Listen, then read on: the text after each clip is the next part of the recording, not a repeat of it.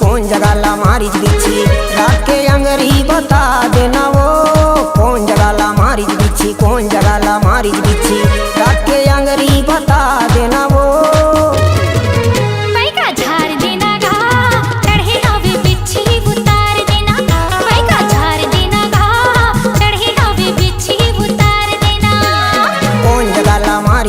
कौन जगह ला मारिच बिच्छी, रात के अंगरी बता देना वो कौन जगह ला मारिच बिच्छी, कौन जगह ला मारिच बिच्छी, रात के अंगरी बता देना वो।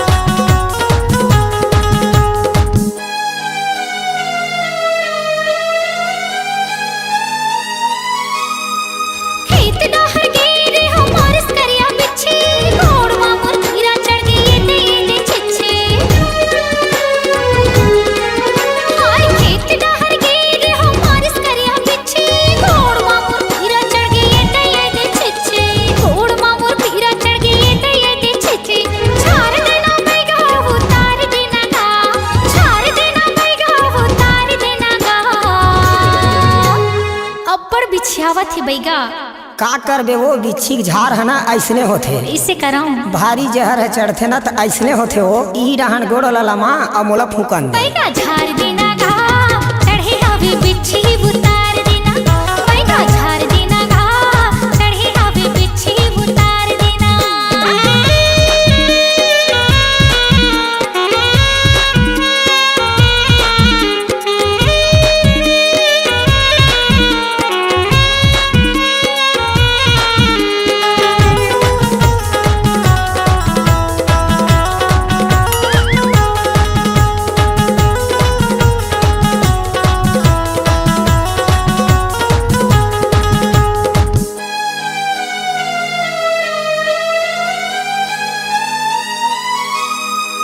हाथी के तिरमा गोरी हवा मोर गाँव, दीने से बैगा भूसंडी मोरे गाँव।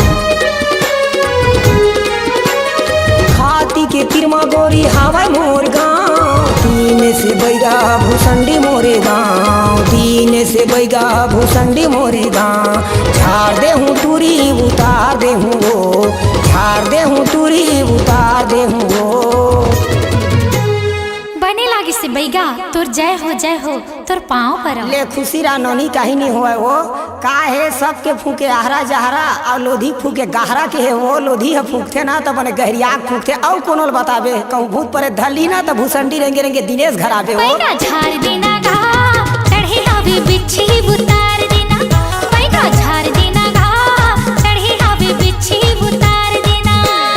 कौन जगह ला मारिच बिच्छी, कौन जगह ला मारिच बिच्छी, रख के अंगरी बता देना वो कौन जगह ला मारिच बिच्छी, कौन जगह ला मारिच बिच्छी,